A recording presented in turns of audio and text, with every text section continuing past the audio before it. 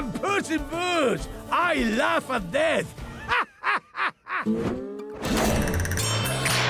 So, there's this guy, I think he's an influencer on YouTube, Antonio Banderas. You know what? You guys are jerks! It's very conflicting for me. I'll find my own way out. Not only is the most generous and genuine person, he also knows Puss in Boots way better than anyone else. Let me be clear. I don't want to touch your belly, okay? Okie doke. Antonio has been playing this character for over 20 years. Giving them your voice session after session, you're totally free to just establish a rhythm in which you're saying your lines. Do you mind trying to eat here? I mean, meow, whatever. He sings, he dances, he's charming, he's ridiculous. All those things come from Antonio. There's no other voice like Antonio Banderas' voice. It's the polar opposite of this voice. This must be the dark forest. You can go in volumes, you can just touch a number of things and you just get an agreement with the director and different creators when you are doing it. You've really got to work on your bedside manner. When we're recording, Antonio has a way of, he doesn't even say Puss wouldn't say this, he just performs it in a way that Puss would. I am Puss in Boots. I am no one's lap cat. But then when you start receiving the results, I was in awe of the subtleness, the little expressions that they were able to capture out of whatever I gave them. I need to get my lives back. Without them, I am not... What? The legend? When you see their voices and how they perform for their characters, it's just nothing but a joy, you know. Kitty, one life spent with you is all that I could wish for. Yeah, so it was a beautiful experience just to do it too. Get home safely. Good night.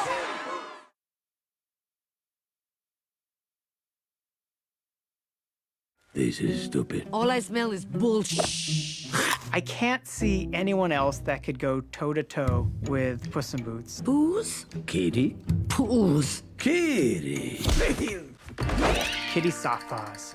I love my character, and I was so excited to have the possibility to be her again. When we left that movie, they looked like a team. They looked like a partnership.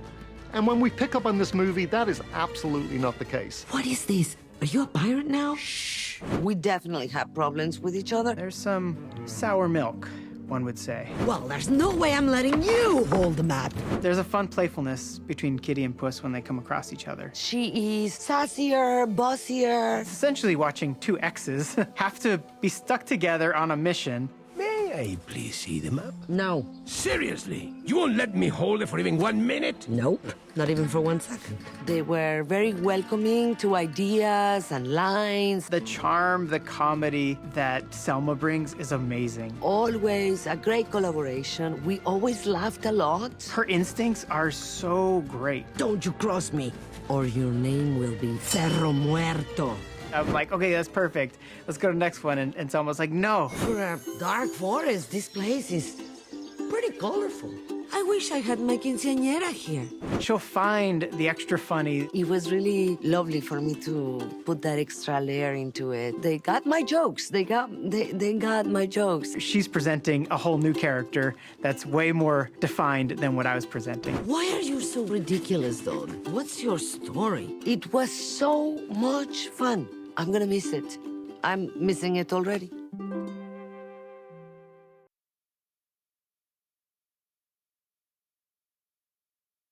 Ah! What are you doing here? I brought you a sword. That's not a sword. That's a stick. It's a stick sword.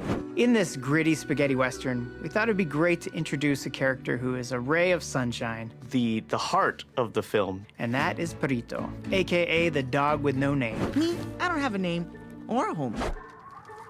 He is dressed up like a cat just to fit in and feel like he's part of something. Perrito looks at life through a different lens, through an oversized eyeball lens. Please.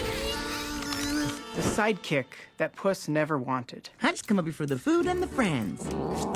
Very annoying to him, but very funny to audiences.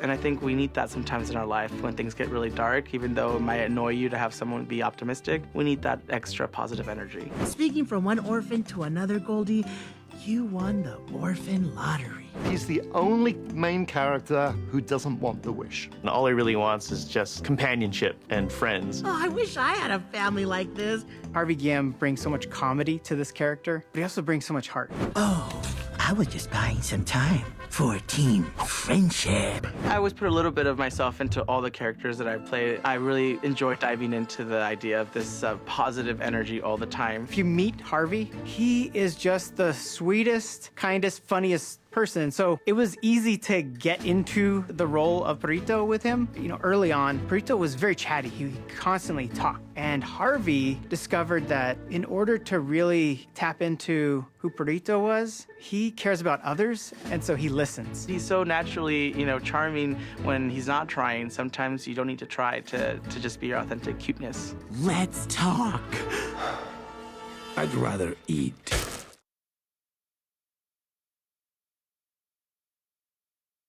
I'm more of a bear than you are. She got you. Goldilocks and the Three Bears crime family. Who in our version are kind of like a Cockney smash and grab gang. They're like outlaws and bounty hunters in their own right. Hello, missus. We're looking for a cat. This cat. The bears have made her into this incredible, kind of like gangster's daughter, basically. Florence was instrumental in the process of finding Goldie. It looks like me. It's feisty, grumpy, little sassy thing with a bow staff. She is the runaway with the circus type. You have a girl who grows up with bears. They are neatly tied together by this other person who has joined their family. She's like, when I was a teenager, I swear I thought I belonged to another family. Because you have that kind of rebellious streak. Having grown up in a very opinionated and loud family, it became very easy for me to be like, ooh, what if she would say this?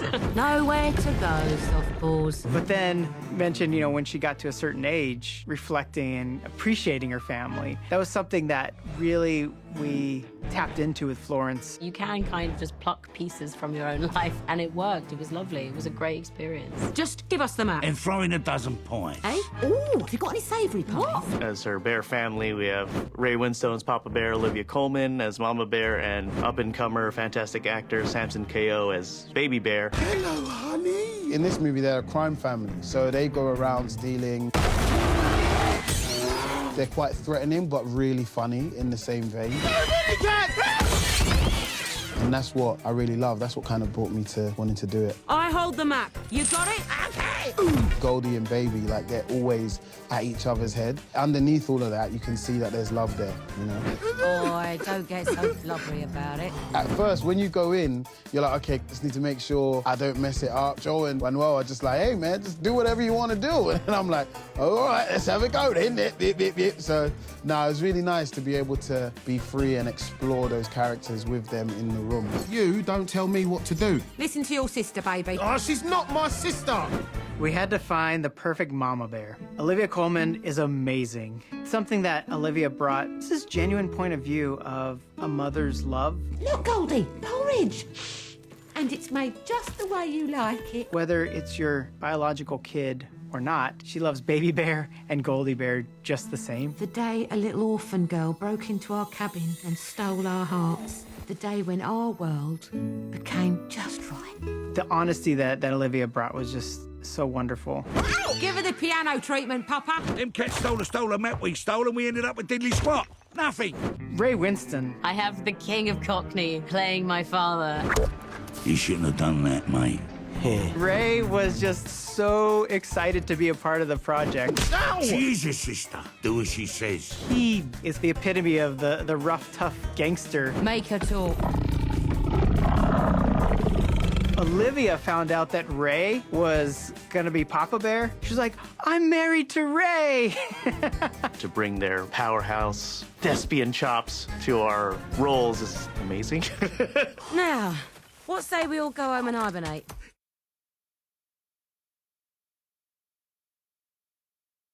I pronounce this batch delicious.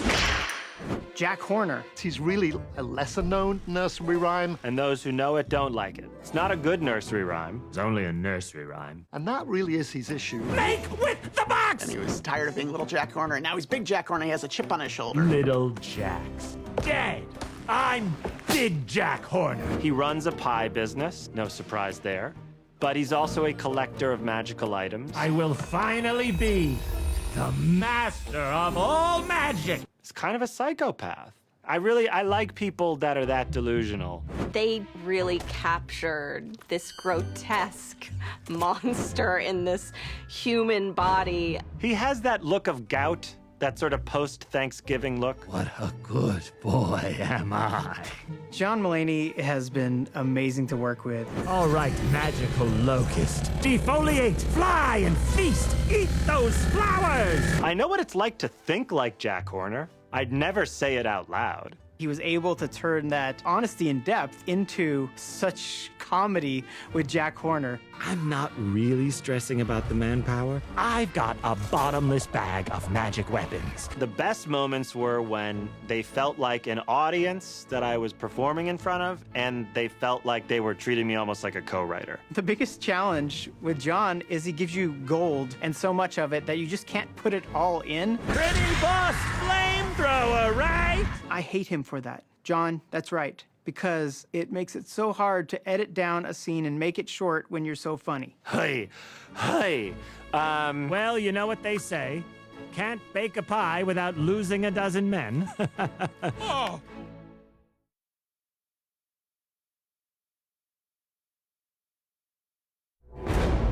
Puss discovers there's a dark side to being the most wanted cat in all the land. There's a bounty hunter after him. He is mean. He is scary. He is the white wolf. I never do this, but can I get your autograph? I've been following you for a long time. First of all, it's really cool to play one of the greatest villains in the fairy tale universe. I remember when I was a kid, I had lots of nightmares with the wolf. It was an issue in my life. It's been very therapeutic for me. With Wagner Moura playing the wolf, he's found such a unique angle that he's not just a generic villain. I just love the smell of fear. To kill this legendary hero as reward of his own. It's very simple, but very heavy, you know? Yeah, he's just doing his job, you know? And it's a very important job. What the world would be without the concept of death. Puss in Boots laughs in the face of death. We have to know that there is a time frame to live, and we have to do the best we can to value what's really important. You know, these guys, Joel and Manuel, they have this thing that I really love, which is to have fun, to play. I see my kids playing and I go like, wow, we can never lose this. Slow! They see you doing something and you can see in their faces like, yeah, do it again, and then do this. We were discovering the whole thing together. Live your life, Puss in Boots.